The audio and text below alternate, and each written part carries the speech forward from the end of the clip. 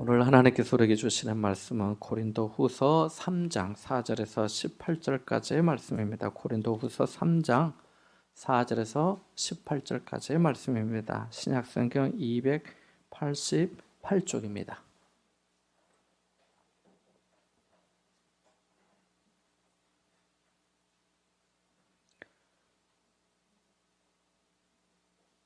같이 보겠습니다. 고린도후서 3장 4절부터입니다. 같이 봅니다. 시작.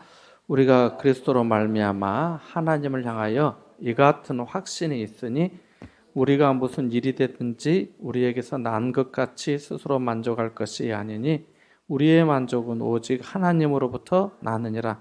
그가 또한 우리를 새 언약의 일꾼 되기에 만족하게 하셨으니 율법의 조문으로 하지 아니하고 오직 영으로 함이니 율법 조문은 죽이는 것이요 영은 살리는 것이라. 돌에 써서 새긴 죽게 하는 율법 조문의 직분도 영광이 있어 이스라엘 자손들은 모세의 얼굴에 없어질 영광 때문에도 그 얼굴을 주목하지 못하였거든. 하물며 영의 직분은 더욱 영광이 있지 아니하겠느냐. 정죄의 직분도 영광이 있은즉 의의 직분은 영광이 더욱 넘치리라.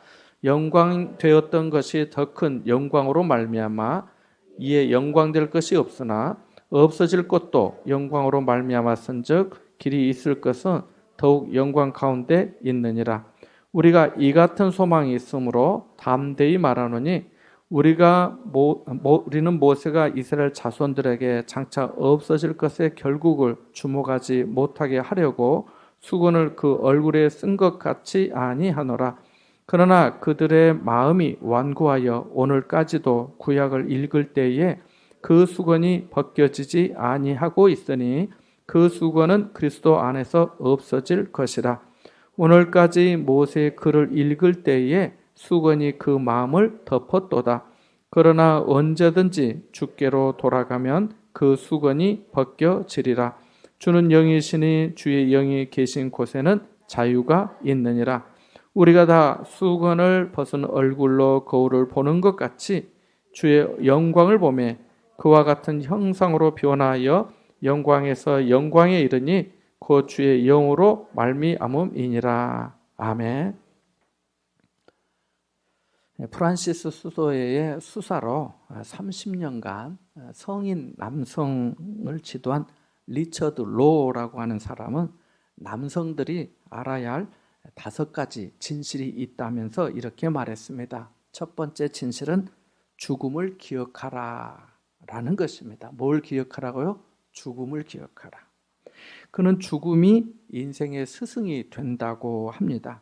죽음을 가까이에서 경험하지 않은 사람은 죽음이 현실이라는 사실을 믿지 않는 경향이 있다면서 남성이 죽음을 기억할 수 있다면 그의 생활 방식이 달라질 수 있다고 합니다. 두 번째 진실은 삶은 힘들다는 겁니다. 우리를 가르치는 교사와 부모님 그리고 사람들과 대중매체는 끊임없이 우리가 삶의 어떤 일도 감당할 수 있다고 말하지만 그렇다고 그것이 쉬운 삶을 보장해 주는 것은 아니라는 겁니다. 다시 말해 삶이 만만치 않다는 것. 사람답게 살려고 결심했다면 고통을 인정해야 된다는 겁니다. 세 번째 진실은 당신은 그렇게 중요한 사람이 아니다는 겁니다. 당신은 그렇게 중요한 사람이 아니다는 거예요. 우리가 스스로 영웅이라고 생각하는 착각에서 벗어날 필요가 있다는 겁니다. 소년 시절에는 그것이 가능할 수 있겠지만 성인이 돼서도 자기 중심적으로 생각하고 행동하면 안 된다는 겁니다. 우리를 세상에서 중요하게 생각해 주는 사람은 생각보다 적을 수 있다는 거예요. 네 번째로 남성이 기억해야 할 진실은 당신의 삶은 당신을 위한 것이 아니다는 겁니다. 발달 심리학 이론으로 보면 자기 중심성에서 벗어나는 것은 정상적이고 자연스러운 과정이라고 합니다. 자아 발견은 자기 중심적일 때 발견되는 것이 아니고 타인에게 자신을 잃어버릴 정도로 무엇인가에 헌신하고 있을 때 발견되고 그 순간 가장 강력한 삶의 행복을 느낀다고 합니다. 다섯 번째 진실은 삶의 결과는 당신의 손에 달려있지 않다는 겁니다. 우리가 열심히 노력하고 살아가지만 그 열매가 항상 내 것으로 보장되어 있지는 않다는 거예요. 내 손으로 일하지만 결과는 내 손에 달려있지 않다는 겁니다. 여기까지가 다섯 가지 진실입니다. 그가 말한. 여러분은 이에 대해 어떻게 생각하십니까? 좀 공감이 되십니까? 아니면 갸우뚱해지십니까? 사람마다 다를 거라 생각합니다만 저는 죽음을 기억하라는 첫 번째 진실과 삶의 결과는 당신의 손에 달려있지 않다는 다섯 번째 진실에 대해서는 공감이 많이 됩니다. 물론 다른 부분들도 공감이 되지만 이 두 가지는 더 많이 됩니다. 나이가 드는 것도 그런 것 같습니다. 사춘기가 시작되면서 나타나는 몸의 변화를 느낄 때 확실히 내가 성장하고 있는 것을 알게 되었던 것처럼 머리에 하나 둘 새치가 생길 때는 잘 몰랐는데 이제는 거울을 보면 확연히 많아졌다는 것을 알게 됩니다. 이제 더 이상 과거로 돌아갈 수 없다는 것이지요. 새치는 더 많아질 것이며 얼마 남지 않는 머리카락도 탈모가 더 진행돼서 이마는 더 올라갈 것 같습니다. 그래서 한번 볼 때마다 이만큼 했는데 이만큼 하고 이만큼 나중에 이렇게 될 거예요. 검고 숱이 많았던 옛날은 기억으로만 남게 될 것입니다. 두 자리 나이에서 앞자리 숫자가 하나씩 많아질 때마다 나그네 세월의 목적지가 가까워지는 것을 느끼게 됩니다. 믿는 사람은 하나님의 말씀을 통해 인생을 깊이 생각하는 시간을 가져보곤 해야 합니다. 그러면 하나님의 은혜를 더 알게 되고 삶의 내용이 더욱 알차게 됩니다. 왜냐하면 그런 사람은 예수 그리스도를 더욱 열망하고 한 영혼이라도 하나님께 인도하기 위해 자신의 삶을 드릴 것이기 때문입니다. 우리는 지난 주일 고린도 교회 일부 성도들이 바울에게 당시 여행자들이 그랬던 것처럼 추천서나 소개장을 요구했다는 얘기를 들었습니다. 추천서를 요구한 그들에게 바울의 답이 뭐였습니까? 기억하시겠지만 여러분이 우리의 편지입니다. 여러분이 우리로 말미암아 나타난 그리스도의 편지입니다 라고 하였습니다. 이렇게 말한 이유가 뭡니까? 바울과 동역자들이 성령의 도우심 가운데 직접 하나님의 복음을 전했고 그들에게 세례를 베풀며 어린 아이를 양육하는 것처럼 눈물과 기도로 교회를 세웠기 때문입니다. 그들이 전한 말씀이 성령으로 그들의 육의 마음판에 확실히 새겨져 있었기 때문입니다.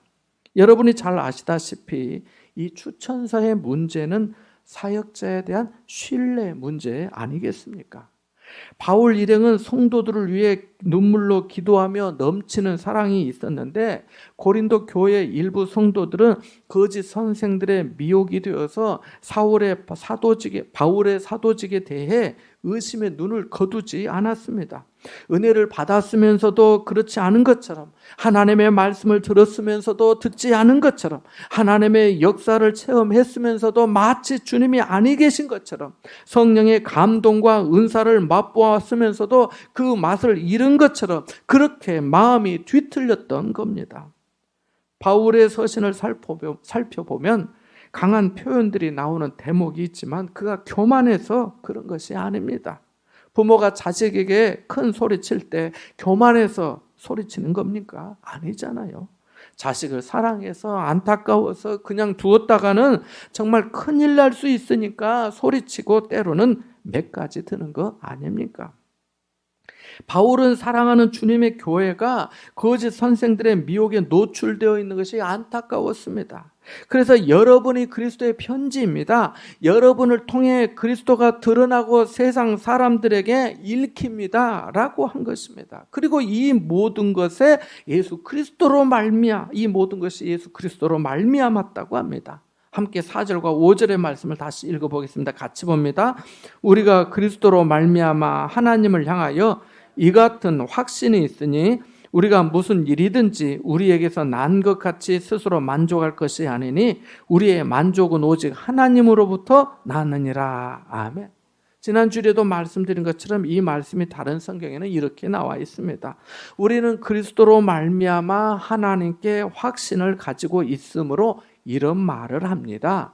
우리가 이런 일을 할 수 있는 자격이 우리에게서 났다고 생각하지 않습니다. 우리의 자격은 하나님에게서 납니다. 이렇게 되어 있습니다. 바울과 동역자들은 예수 그리스도로 말미암아 하나님 앞에 확신이 있었습니다. 자신들이 어떤 자격이 있어 하나님의 일꾼으로 복음을 전하게 된 것이 아니라 오직 하나님의 은혜로 되었다고 합니다. 찬송가 597장에 보면 이전에 내가 주님을 내가 몰라라고 하는 이 찬송가가 있습니다. 그 가사에 보면 이전에 주님을 내가 몰라 영광의 주님을 비방했다. 지극한 그 은혜 내게 넘쳐 날 불러주시니 고마워라. 전하고 무능한 나에게도 귀중한 직분을 맡기셨다. 그 은혜 고맙고 고마워라고 합니다. 그렇습니다. 이 찬송가의 작사자 정용철 목사님도 전하고 무능한 자신을 불러서 귀중한 직분을 맡겨주신 하나님의 은혜가 너무 놀랍고 고마웠던 겁니다.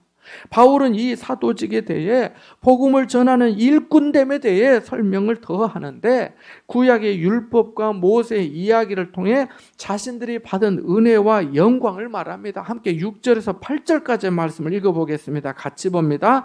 그가 또한 우리를 새 언약의 일꾼 되기에 만족하게 하셨으니 율법 조문으로 하지 아니하고 오직 영으로 함이니 율법 조문은 죽이는 것이요 영어는 살리는 것이니라. 돌에 써서 새긴 죽게 하는 율법 조문의 직분도 영광이 있어 이스라엘 자손들은 얼굴에 없어질 영광 때문에도 그 얼굴을 주목하지 못하였거든 하물며 영의 직분은 더욱 영광이 있지 아니하겠느냐. 아멘. 이 말씀도 새번역 성경으로 보면 좀 더 이해가 쉬운데요. 이렇게 말씀합니다. 한번 경청해 보시겠습니까? 하나님께서 우리에게 새 언약의 일꾼이 되는 자격을 주셨습니다. 이 새 언약은 문자로 된 것이 아니라 영으로 된 것입니다. 문자는 사람을 죽이고 영은 사람을 살립니다.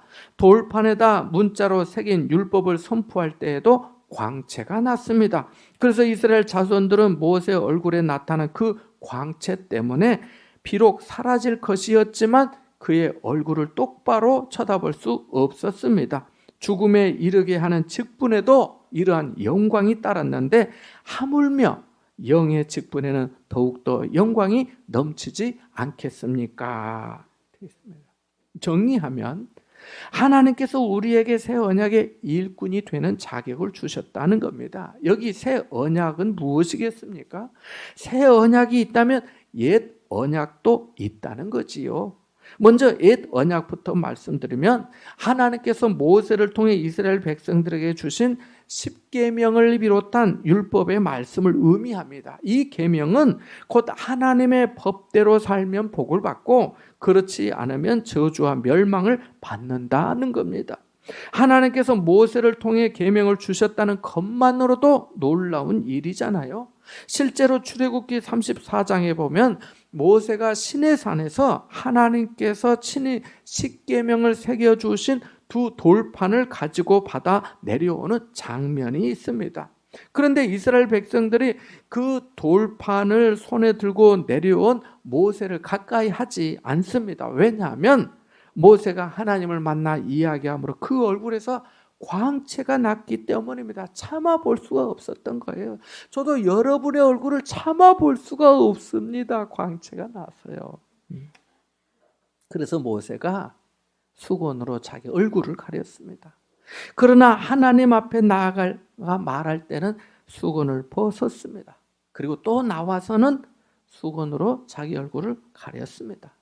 본문의 말씀이 이러한 배경에서 나온 말씀입니다. 모세가 어떤 사람입니까? 하나님의 은혜로 부름을 받아 구약을 대표하는 사람, 율법의 스승입니다. 예수님께서 변화산에서 변모하실 때도 나타나 얘기를 나눴던 사람 중에 한 사람입니다. 모세의 권위와 위상, 그의 영광은 지금까지도 대단하다 할 수 있습니다. 하지만 그 율법으로는 우리가 죄에서 구원받지 못합니다. 율법은 죄를 깨닫게 하고 죄의 삭은 사망이라는 사실을 확인시켜 줄 뿐입니다. 율법이 구원을 주지 못하지만 율법을 통해 하나님 앞에서 인생이 죄인임을 깨닫게 됩니다. 이것만으로도 얼마나 큰 은혜입니까? 그러나 이 죄의 문제를 대속하시기 위해 예수님께서 십자가에 달려 죽으심으로 우리는 하나님의 자녀가 되었고 더 이상 율법의 노예가 아니라 성령 안에서 생명과 평안을 얻게 되고 영원한 생명을 얻게 되었습니다. 이것이 새 언약입니다. 옛 언약은 돌판에 쓰였고 지킬 수 없어 우리를 정죄했지만, 유죄 판결을 했지만, 새 언약은 성령으로 각 사람의 마음에 새겨지고 믿기만 하면 누구든지 구원을 얻을 수 있기에 완전한 은혜가 됩니다. 그래서 사도 요한이 단도직입적으로 요한복음 1장 17절에 율법은 모세로 말미암아 주어진 것이요 은혜와 진리는 예수 그리스도로 말미암아 온 것이라고 한 것입니다. 할렐루야. 이렇게 말씀하고 있습니다. 이것이 하나님께서 우리에게 예수님을 통해 주신 구원의 은혜입니다. 이것이 우리가 영원히 찬양할 제목입니다. 죄를 대속해 주시고 예수 그리스도의 생명 안에서 거하게 해 주셨기 때문입니다. 성령의 역사로 우리의 마음을 감동하시고 성령을 따라 살게 해 주셨기 때문입니다. 본문 6절에서 8절 말씀이 이와 같은 맥락에서 나온 것입니다. 자, 다시 정리하면 이렇습니다. 바울과 동역자들 그리고 저와 여러분 모두 예수 그리스도를 통한 구원의 복음을 전할 만한 아무 자격이 없습니다. 그럼에도 불구하고 하나님께서 우리를 새 언약의 일꾼으로 불러주셨습니다. 사람을 죽이는 율법 조문이 아니라 사람을 살리는 성령으로 그렇게 하셨습니다. 사람을 죽게 하는 두 돌판의 율법도 나름 가치와 직분의 영광이 있고 그것을 전했던 모세의 얼굴에서는 광채가 나서 사람들이 그 얼굴을 주목할 수 없었는데 하물며 영의 직분은 더욱더 영광이 있지 않겠냐는 겁니다. 여기 8절에 영의 직분이라는 표현이 다른 성경에는 성령의 심부름꾼이라고 되어 있습니다. 뭐의 심부름꾼이요? 성령의 심부름꾼이라고 되어 있습니다. 그래서 성령의 심부름꾼은 얼마나 더 영광스럽겠습니까? 라고 되어 있습니다.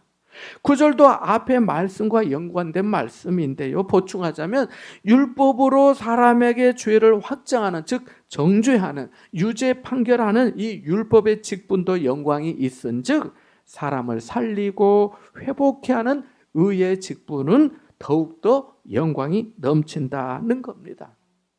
이제 10절에서 11절의 말씀을 읽어볼까요? 같이 봅니다. 시작.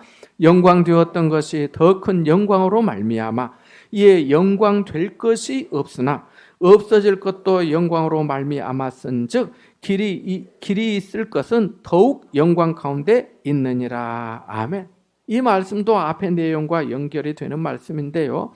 영광 되었던 것이 더 큰 영광으로 말미암아 이에 영광 될 것이 없다는 10절 말씀은 아무리 눈이 부실 정도로 밝은 빛도 태양이 빛을 발하기 시작하면 그 빛을 잃게 되는 것처럼 율법과 모세의 영광도 예수님의 복음과 성령의 역사에 비하면 영광될 것이 없다는 겁니다. 이렇게 잠깐 있다가 없어질 것도 영광이라면 영원히 길이 있을 것은 얼마나 더 큰 영광이 되겠느냐는 겁니다. 여기서 우리가 말씀의 흐름을 놓치지 말아야 하는데요. 비교될 수 있는 일도 아니지만은 바울은 거짓 선생들과 자신을 비교하고 다시 그리스도로 말미암아 성령으로 성도들의 마음판에 새겨진 그리스도의 편지에 대해 모세와 비교하고 있습니다. 모세는 10계명에 쓰인 두 돌판을 받았고 옛 언약의 일꾼으로 얼굴에 광채가 났지만 바울과 동역자들은 아무 자격도 없지만 하나님의 은혜로 새 언약의 일꾼이요 성령의 심부름꾼으로 부름을 받아서 의의 직분을 받았으니 더욱더 큰 영광이라는 것입니다. 이것은 죽이는 것이 아니요 살리는 생명의 복음이기 때문입니다. 여러분도 그러하시겠지만 신앙생활 하시면서 하나님께서 주시는 은혜를 생각하면 때로 가슴이 벅차고 감격에 사로잡히곤 합니다. 저는 믿음의 선배들이 하나님께서 보여주시는 비전에 가슴이 뛰었고 자신을 온전히 믿음으로 거기에 투신했다고 봅니다. 창세기 13장에 보면 아브라함과 그의 조카 롯이 헤어지는 장면이 나옵니다. 아브라함과 롯이 부유하게 되면서 서로 동거하기가 어려웠기 때문입니다. 아브라함이 조카에게 말했습니다. 우리는 한 친족이다. 내 목자나 네 목자나 서로 다투게 하지 말자. 네 앞에 온 땅이 있으니 네가 좌하면 나는 우하고 네가 우하면 나는 좌하겠다라고 합니다. 사람이 이기적이기 때문에 롯이 물된 동산 같은 소돔 땅을 보고 거기로 떠납니다. 그 땅이 나중에 죄로 완전히 망하게 될 줄 모르고 떠난 것이지요. 인생이 이렇습니다. 그러고 난 후에 하나님이 아브라함에게 오셔서 말씀하십니다. 저는 이 장면이 참 은혜롭습니다. 제 욕심을 찾아 떠나는 이 조카 롯을 보면서 그동안 그를 데리고 그를 지키고 그를 도왔던 아브라함의 마음이 어쩌면 씁쓸했을 것인데 하나님이 정확히 찾아오셔서 이전에 봤던 땅이지만 그 땅을 아예 주시기로 확실히 약속해 주시거든요. 이렇게 말씀하십니다. 너는 눈을 들어 너 있는 곳에서 북쪽과 남쪽 그리고 동쪽과 서쪽을 바라보라.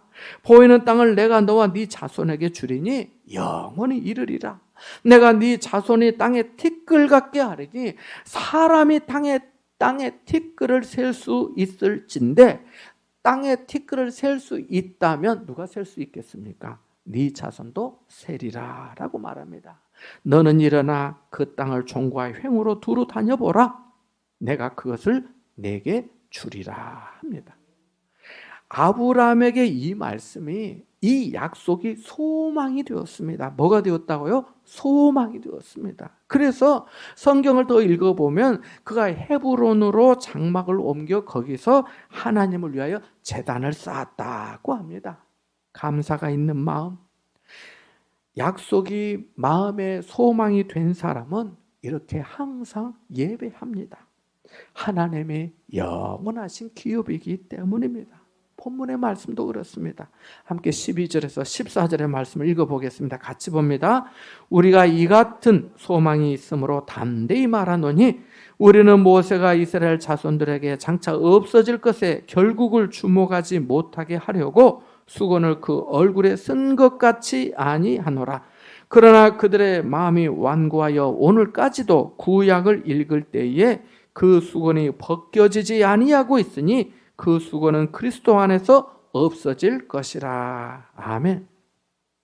땅만 보고 살던 사람이 하늘을 알게 되면 하늘의 소망을 두고 살아가게 됩니다.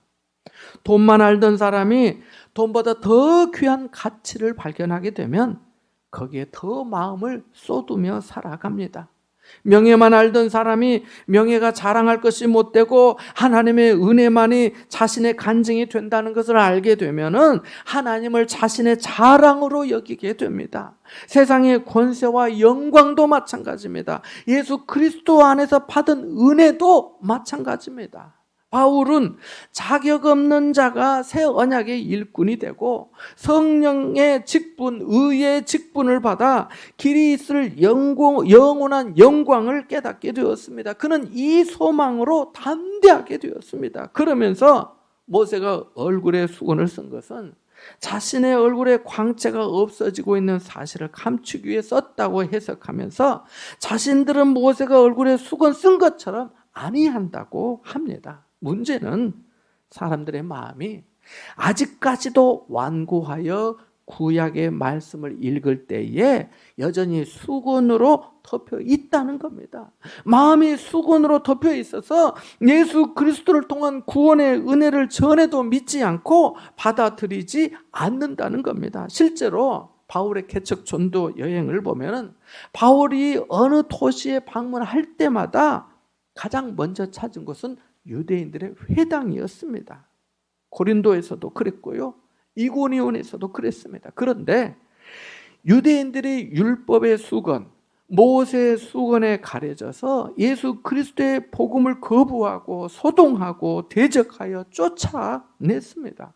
몇몇 사람들 외에는 영접하는 사람들이 적었습니다. 그래서 이 복음이 우리와 같은 이방인들에게로 전해지게 되었습니다. 유대인들보다 이방인들이 복음을 더 잘 받아들이고 거듭난 삶을 살게 되었습니다. 우리가 예수님을 믿기 전에 그랬던 것처럼 지금도 얼마나 많은 사람들이 이 수건에 가려져 있는지 모릅니다. 오늘날 수건이 뭐겠습니까? 우리에게 가려져 있는 것, 우리를 가리고 있는 게 뭘까요? 옛습관과 선입견이라 할 수 있지 않겠습니까? 조상적부터 내려온 우상 숭배가 그러합니다. 그런 사람은 조상을 말하고 제사를 말합니다. 또 자신들의 지식과 경험에서 나온 선입견도 일종의 수건과 같습니다. 선입견이 색안경과 같이 되어서 도무지 벗을 생각을 하지 않습니다. 불안과 사망의 길을 가고 있으면서도 그것이 여전히 옳다고 주장하면서 벗어나지 못하는 겁니다. 신앙생활에도 전통과 관례와 문화라는 선입견이 있습니다. 우리는 그래 왔다고 하면서 배척하는 거지요. 자기가 아는 것이 전부도 아니고 모르는 것도 자랑이 아닙니다. 14절 끝부분에 뭐라고 말씀합니까? 그 수건은 그리스도 안에서 없어질 것이라고 합니다. 여러분, 옛습관과 선입견의 수건을 그리스도 안에서 벗으시기 바랍니다. 이제 15절에서 18절까지 말씀을 같이 보겠습니다. 한번 읽어볼까요? 오늘까지 모세의 글을 읽을 때에 수건이 그 마음을 덮었도다. 그러나 언제든지 주께로 돌아가면 그 수건이 벗겨지리라. 주는 영이시니 주의 영이 계신 곳에는 자유가 있느니라. 우리가 다 수건을 벗은 얼굴로 거울을 보는 것 같이 주의 영광을 보매 그와 같은 형상으로 변화하여 영광에서 영광에 이르니 곧 주의 영으로 말미암음이니라. 아멘. 코로나19로 이제 마스크가 일상화된 것 같습니다. 얼마 전에 기장 군청에서 공문을 또 받았는데요. 야외에서는, 밖에서는 특별한 경우가 아니면 마스크를 착용하지 않아도 된다고 하더군요. 야외에서, 밖에서는. 마스크를 하지 않아도 된다면 우리는 훨씬 더 자유할 것입니다. 율법을 통한 유죄 판결로 사람이 죽을 수밖에 없는데 그것이 이제까지 사람의 마음을 덮었는데 예수 그리스도를 믿으면 그 수건이 벗어질 것이라고 합니다. 답답한 마스크를 벗는 것에 비할 수 없이 자유하게 될 것이라는 겁니다. 왜냐하면 주님의 성령이 계신 곳에는 뭐가 있기 때문에? 자유가 있기 때문입니다. 그래서 17절 말씀이 다른 성경에는 주님은 곧 성령이십니다. 주님의 성령이 계신 곳에는 자유가 있습니다 라고 되어 있습니다. 18절 말씀은 다 수건을 벗은 얼굴로 주님의 영광을 보고 우리 또한 부활하신 주님의 형상과 같이 신령한 몸으로 변화하여 영광에서 영광에 이를 것이며 이것이 성령이신 주님께서 이루시는 일이라고 합니다. 사랑하는 여러분, 주님의 성령은 우리 마음판에 하나님의 자녀임을 새겨주십니다. 주님의 성령은 우리에게 새 언약의 일꾼으로 불러주시고요. 그 직분을 순전함으로 감당하게 하십니다. 율법 조문을 통한 정죄의 직분에도 영광이 있는데 성령의 심부름꾼, 의의 직분에는 그 영광이 얼마나 더 크겠습니까? 이 같은 소망에 굳게 서서 담대히 주님의 증인이 되어 보시기 바랍니다. 옛 습관과 선입견의 수건을 벗으시고 주님의 성령 안에서 자유를 만끽하시며 기뻐하시기 바랍니다. 주님은 성령이시니 주의 성령이 계신 곳에는 자유가 있습니다. 조급해하지 마시고 불안해하지 마시고 너무 염려하지 마시기 바랍니다. 하나님 아버지께서 친히 여러분을 돌보시고 인도해 주실 줄 믿습니다. 하나님의 은혜에 감사한 일을 매일 10가지만이라도, 그것이 어려우면 단 한 가지만이라도 생각해보고 노트에 적어보십시오. 큰 은혜가 될 줄 믿습니다. 매일 똑같은 감사 제목도 좋습니다. 어느 날 그 일상이 깨지는 그 어느 날에는 그것조차도 얼마나 큰 은혜였는지 또 알게 될 것이기 때문입니다. 우리가 지금 그렇지 않습니까? 언제 우리가 이렇게 마스크 쓰고 예배했습니까? 언제 코로나가 올 줄 알았습니까? 코로나 지금 19인데 나중에 또 한 2, 3년 지나다가 아니면 또 내년 이듬해 코로나 20이 생길지 누가 압니까? 우리가 뭐 메르스나 사스 그걸로 끝날 줄 알았는데 또 코로나 왔잖아요. 우리는 알 수 없어요.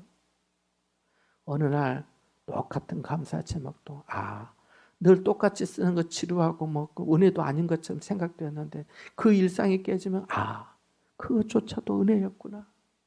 그것만으로도 감사했구나. 마스크가 그렇게 불편했는데 마스크 쓰면서라도 예배할 수 있는 그때가 좋았구나. 그것도 감사했구나. 그러지 않겠습니까? 사랑하는 여러분, 우리의 삶에 여러 가지 어려움이 없지는 않지만 주님 앞에 오는 사람은 누구든지 새로운 소망, 새로운 자유, 새로운 담대함이 있습니다. 주님의 성령이 그러한 은혜를 주시기 때문입니다. 이와 같은 은혜 가운데 승리하는 여러분 되시기를 축원합니다. 잠시 말씀을 묵상하겠습니다.